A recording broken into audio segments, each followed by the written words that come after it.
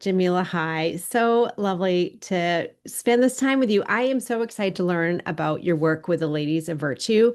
So catch us up. Tell us just briefly about your background, your passion. How did this come to be? Yeah, so thank you so much for having me. I am born and raised on the south side of Chicago. So my dad used to always say, "You're an African girl, you could do anything you put your mind to." And honestly, I took my appearance for granted. I thought that all of my friends had parents in their lives that were pouring into them and pushing them and encouraging them to go to college. And I realized at the age of 17, I was a junior in high school, as I was preparing for my future career and where I was going to go to school. And some of my friends just weren't doing that. And I saw how their lives were taking a downward turn. And so it was a realization for me that, not everyone has positive role models in their life, whether they are parents or teachers or mentors. So that's when I decided to become a mentor in college and to really stand in the gap for those that may not have that support, and haven't stopped since. So that's a little bit about my background and how I got into mentoring. Amazing. I've read a lot lately, Jamila. I've been really interested in trauma-based work and research. Mm, It's not something I mm-hmm, learned as a young teacher, and it's sort of come mm-hmm. more as an interest now. And we're talking a lot about trauma within yoga, right? And Oh, mindfulness. And interesting. when you said that, I was reading the research that if children have at least one positive role model, Mm-hmm. one, it can be as simple as that. No matter Mm, how broken or dysfunctional their family life is, if they have one positive role model. So what you're doing there is changing the trajectory, no doubt, of the young people you work with by being possibly their only positive role model in some cases, right? And absolutely. so I'm curious about what really struck me about the work that you do to Jamel. I like you look at your website, it's just you're so inspiring, you're so passionate. Oh, But thank this you. word, can we dive a little bit more into this word virtue? Because it's not Mm-hmm. something you hear about within the education world. So Mm-hmm. how do you really define it and what does it mean to you? Yeah, so virtue by definition, and so many people ask me that, and so I love to share, right? Because virtue by definition simply means moral excellence, and so we're bringing strong character back into the fold and into the conversation of being a strong leader. In order to be a strong leader, you have to have strong character, and we firmly believe that. And so when you think about our love law, love. Our acronym is LOV for Ladies of Virtue, and we say love, and we have a love law. And it starts off by saying, "I am a lady of virtue, a young woman of worth and beauty. My beauty comes from my character.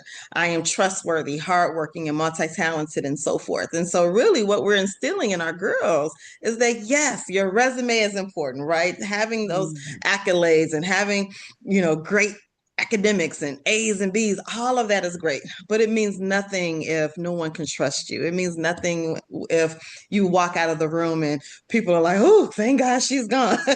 It means nothing if you aren't integrity, if you don't have integrity, if you're not serving your community. That's what we're bringing back into the forefront, and that's what we mean by virtue. And what brings to mind there, because we work with, diverse communities and diverse needs within the work that we do.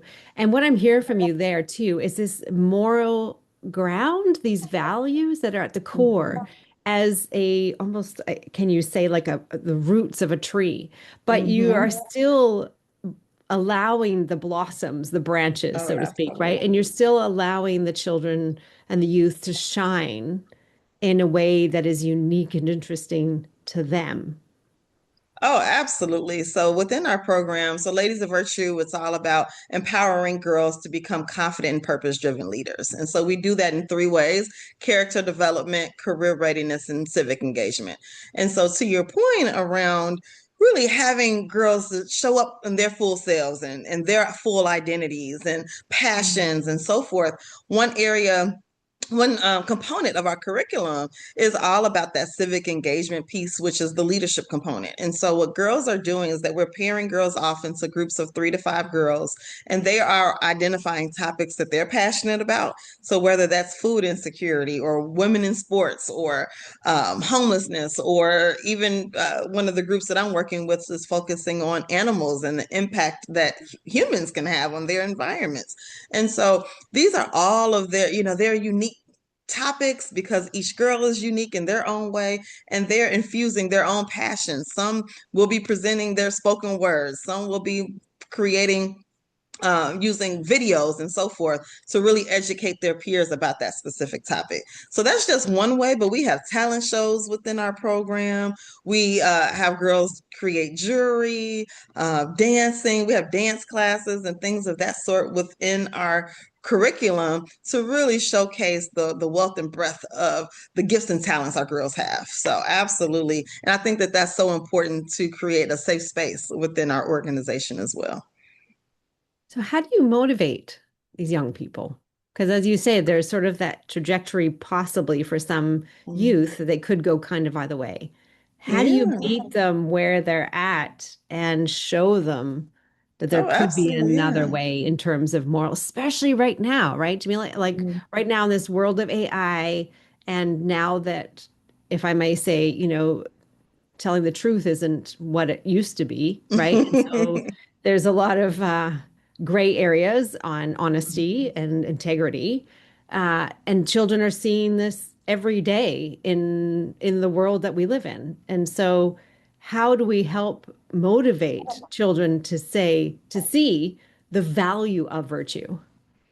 Yeah, and I love what you just said about meeting girls where they are, because that's the number one piece. Mhm. Each girl is going to come with their own life story. And so I still volunteer within my organization because that's the fun part of my job is to hang with the girls, right? And so I'm working with the animal group, and we went to the Shed Aquarium recently, and I pulled one of the girls aside and I said, I want to just say that I see you. I see you're growing in your leadership because you're present. I worked with this same group last year and she never showed up. She didn't come to any of the field trips. She didn't come to any leadership planning sessions. So for her, actually being present is a Mhm. huge deal. So I celebrated that. I congratulated her for just showing up, because that's the first step. And but for someone else, showing up is just like, oh, I'm doing this. I show up anyway. So for someone else, it's speaking out. Maybe that person is speaking out more, and then you acknowledge that effort. So to your point, is really meeting girls where they are. And we had one of our graduates in our program. She shared a testimony at our annual fundraiser last year. And one thing that I really enjoyed about her testimony, she shared that she started Ladies of Virtue at 13 years old. She's now just turned 26 years old. And when she started, she fought a lot at school. She was very angry, cursed a lot, all of that. Fighting, even within our program, trying to start those type of fights and things of that sort. But one thing that she shared in her testimony is that we never gave up on her. We always Mhm. spoke life. We always said, you're beautiful. We see more in you. We know you can do more. We know, we had high expectations, but still meeting her where she was. And what she also said was, while she was at school, educators at her particular school saw the symptom. So they saw the anger, the fighting, the behavior, and that she just kept getting suspended, and that's why she was in several different high schools. She said Ladies of Virtue looked underneath that, and the Mhm. reason why that was so impactful for her is because of what she wanted the world to know and educators to know, was that she was talked about by her mom. Her mom called her a bee and other words. Her brothers called her a boy rather than a girl, so it made her feel as though she was not beautiful. They told her she was ugly, and they said, oh, you might as well have been a boy, and all of this. This is what she shared publicly in her testimony. And all of that is what broke down her self-esteem. So Mhm. by just looking at the behavior, that didn't really touch the heart of the real issue, which was that she felt broken. She felt, and that goes to the trauma that you speak about, right? So often we look at the behavior but we're not looking at what causes that behavior. What's the root cause? What's the trauma that was inflicted upon this young girl to make her act like this? And she said one of her moments, the lowest moment was when she had brought a knife out to a fight, and so that type of thing. And so that's what really changed her trajectory. So where now, she went to a different school, which helped her Ladies of Virtue support and mentorship. And now she's about to graduate from college in May, which was just so, she think about the full circle. And so that also shows the motivation, right? Because she could have just been a statistic, someone who went to jail, someone who just fought and got suspended from school, but she stayed motivated within our organization because of the words of affirmation, because we always believed in her. And also, honestly, the resources that we provided. There were times where she needed funding for tuition. Because of our supporters, we were able to step in and provide, meet the gap between the scholarship, the financial aid, and what was left over. We were able to pay that. So that is not just words of affirmation, but it's also actual real finances and supports to allow her to graduate. And now she's going to be a college graduate in May. So that's really how we're motivating girls, using so many different avenues and modalities to really assist our girls to accomplishing their goals. So for those educators and families and therapists listening to this conversation, they can take what you're saying and apply it to every situation that they're in, right? We've all been in a situation, whether it's our own child or the children we're working with, where there's a moment. There's a moment like you described with this young girl where she had a choice, right? The behaviors were big. She was frustrated, low confidence, low self-esteem, all of it, right? And then there's that moment as the adult steps in. Can you speak again a little bit more about what do youth need from adults in that moment? You've spoken about the belief, looking under the surface. Can you just speak more? What is our educator as a grown-up in those moments? We have a choice. We can get lost in their darkness, That's or true. we can provide the light. Can you speak more about that moment? Yeah, and I think it is it's how we view girls, really. And it's and I know you're saying what do we say in that moment, but it's even before that moment. Because whatever belief you had about that particular girl before the moment comes out even worse in the moment.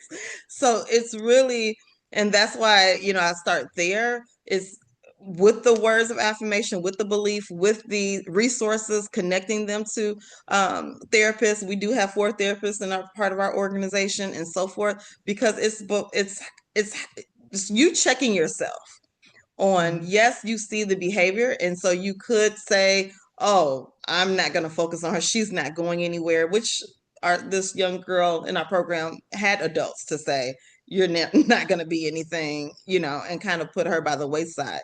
So in those moments, it's really your preparation. This is what you've been preparing for all your life through, educate. As you're an educator, you go through school and all of that. It's really believing that every life matters, regardless of what you may see on the surface.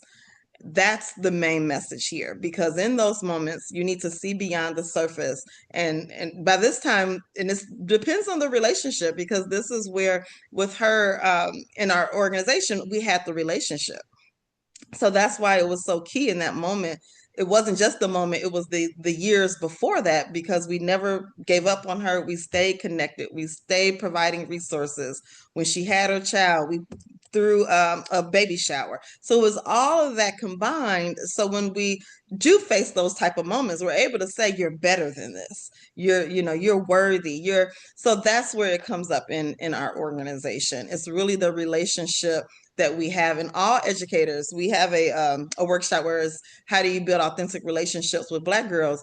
It A lot of times with Black girls, they want you to just hear them and listen to them as though they're human and not just a baby, or like I'm just telling you. They want to be heard.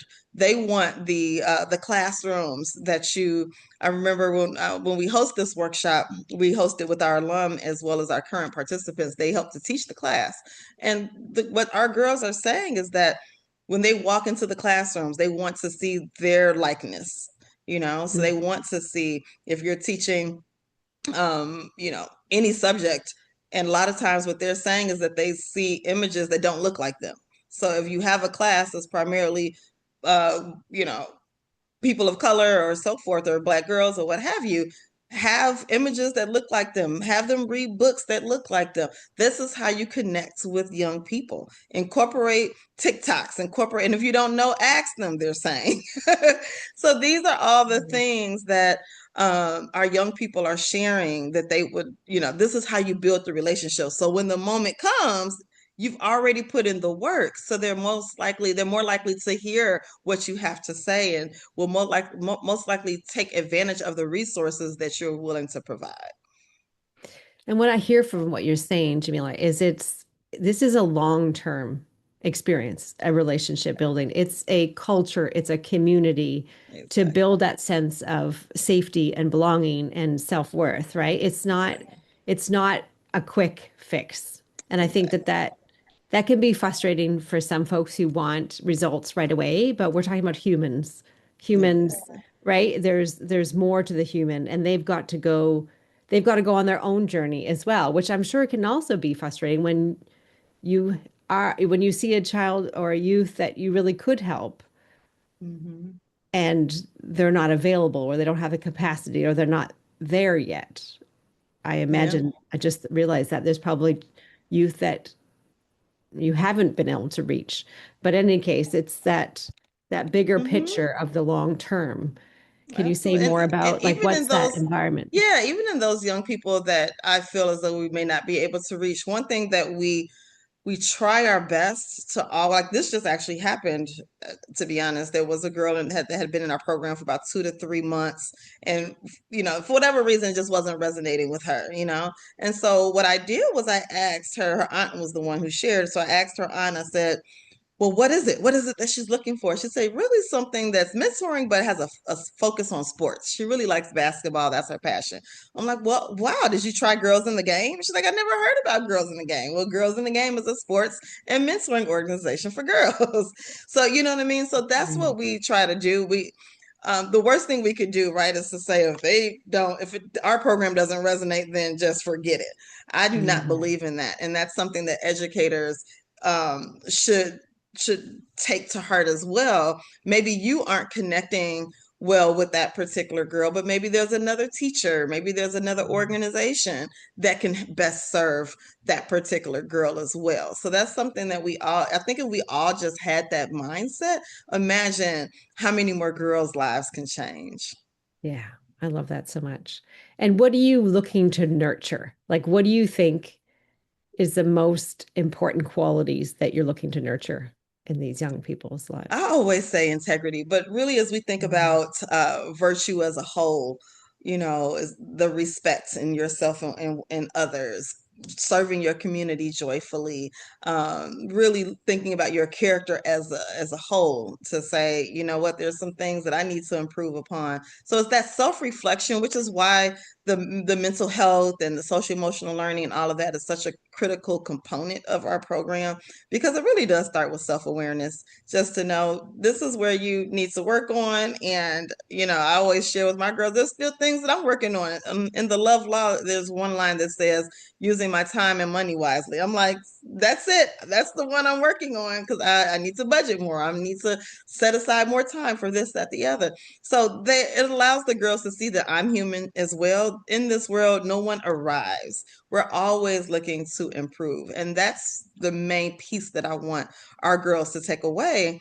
And sometimes social media and all of that makes it seem like you should have your life plan together, and if you're not, haven't checked all these boxes, then you're behind in some way, and that's just mm, not the truth, and that's not the reality. We're always evolving, we're always getting better.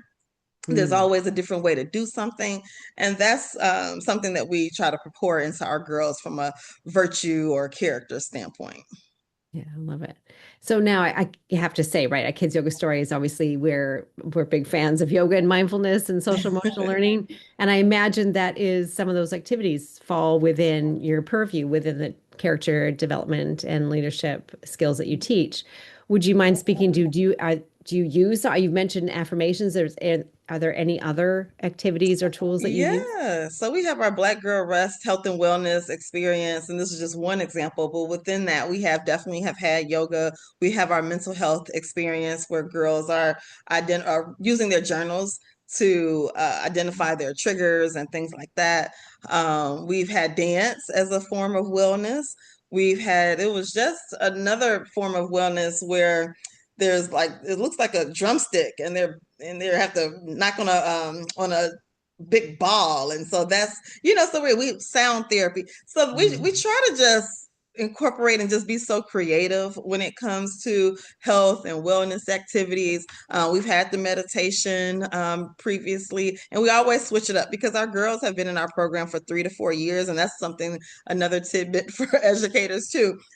Our girls will say, we did this last year. So we always have to be creative, and some activities they really love, so we continue with them. But for the most part, the experiences, the overarching objective stays the same, but the experiences that they have changes year after year. And so we're always incorporating some new and exciting social emotional learning techniques within our program. Can you share a story of one of the girls in your program? Oh, absolutely. So I will shout out Deidre Bibbs. 15 years ago, when I started Ladies of Virtue, it was only with 6 girls. It was just so amazing. 6 girls on the south side of Chicago. We were in a small library. And one of our girls, Deidre, she had a mentor within our program. Her name was Faith. And so she's matriculated through college with the assistance of Faith, but one thing that Faith did was encouraged her to get her PhD, because at that time Faith was a doctoral student at Northwestern University, and that was something that Deidre hadn't thought about. She had always wanted to go to college. She was the first generation to graduate, and when Faith encouraged her to get her PhD, that was a new world that had opened up to her. Faith then allowed Deidre to volunteer at her lab for 2 years as she was a doctoral student, and helped Deidre prepare for applications and all of that. Very proud to say that she applied to 3 programs, got accepted into all 3. She graduated 2 years ago from Ball State University. And so now Deidre is Dr. Deidre Bibbs. And she is also one of our co-lead researchers for a project that we're working on with Northwestern University as well, which focuses on restorative disciplinary practices for Black girls, because Black girls have the highest out of school suspension rates amongst their peers. And so Deidre is the co-lead on that project. And so it's just a full circle moment, to have someone who 15 years ago was just a participant, one of the 6 girls, to now having graduated with her PhD. And she credits Ladies of Virtue for really opening up so many doors, and even encouraging her to get the PhD that she has now. So it's just been an incredible journey. And in that journey, has she spoken about maybe like the one thing or the one person that made the biggest difference? For her, outside of the one person within Ladies of Virtue was definitely her mentor Faith, because she did not know what she was going to do after she graduated from college, and it was her mentor Faith that really helped to not only provide the words of wisdom and encouragement, but the resources to do that. How many people would she have known to be able to go and volunteer in her lab, to be able to, Deidre, Faith was able to guide her into asking the right questions for her PhD program, what to wear, really broke down that process for Deidre. And so that is who she credits in terms of opening up new doors. And then the other person, have to shout out her mom, because her mom was the one that helped to really encourage her to put her in Ladies of Virtue when she was a senior in high school. And so that was another, she always credits her mom as well for encouraging her to join Ladies of Virtue and being a part of a program that opens up doors for her. So back to the conversation we're having at the beginning is for youth or children to have at least one person Oh, exactly. who believes them, who sees them, understands them, validates them, encourages Absolutely. them, see them beyond themselves, right? And Absolutely. for families and educators listening, it isn't always you, like you've mentioned, that, as a parent, I may not be the perfect person to mentor my child in certain ways. I can Hmm. provide them some things, but I'm not necessarily everything to my Hmm. child. But they may find mentors or, aunts, so to speak, Right. outside of your family home or educators. Maybe you've got a child with challenging behaviors in your class and they're having a hard time with the dynamic, but maybe it's an outside person, another mentor outside the school or another support staff or something so I think that's a good reminder that Hmm. it's not personal, right? It's who that Right. person, who Exactly. the youth clicks with, Oh, right? absolutely. And they say it Yeah. takes a village to raise a child, and it is so true. Seriously.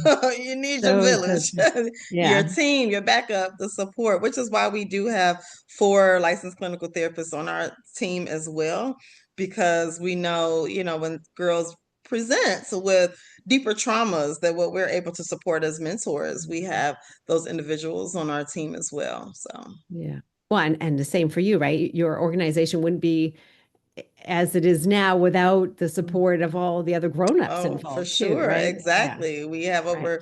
We have about 100 volunteers, including mentors and coaches. We have college coaches and so forth that stand in the gap as well. And so you're Amazing. absolutely right. We could not do it without a team. We have part-time and full-time employees. We have 20, and then we have another 100 of the volunteers and mentors that help support our girls. Yeah. Actually, I was just talking to a pediatric therapist earlier today, and we were talking about the importance of culture in a community, in a school community, in a larger context, no matter who you are, especially for children who are Black, that, Yeah, as you said, they need to be recognized, they need to be seen, they need to be um, respected within their communities. But as a absolutely. culture, as a whole, this isn't individual classrooms or individual families. It's how do we, because we were talking about like what's going to make the biggest difference? We know that the Mhm. education system is going through transition, right? Mm. Do we say as far as it's broken? Maybe we can say that, whatever, but what can we do? What difference can Mhm. we make in the Yes. work that we're doing? And so I think what you're doing there is so incredible. So Thank you. in parting words, sort of if you were to say one virtue that, because you've been doing this for 15 years, Mm. what is the Yes. one virtue that if you had a magic wand that every child would take into being a grown up? Yes, I'm so glad I mentioned integrity already because that's important for sure. The one piece that I have not mentioned yet, can I say two? Can I say it too? Yeah, Two yeah, yeah, because totally. so one, there's two I have not mentioned yet that I think is just critically important. One is being committed, Mm, being there, be present. When you're in their space, don't just look at the phones and all of that, but truly be present, be committed. So that's the commitment piece is the one virtue that I would like to highlight because so many of our Black girls have had, parents or people in their lives to come and go. And you mm, do not want to, that's the list you don't want to be on. So be committed.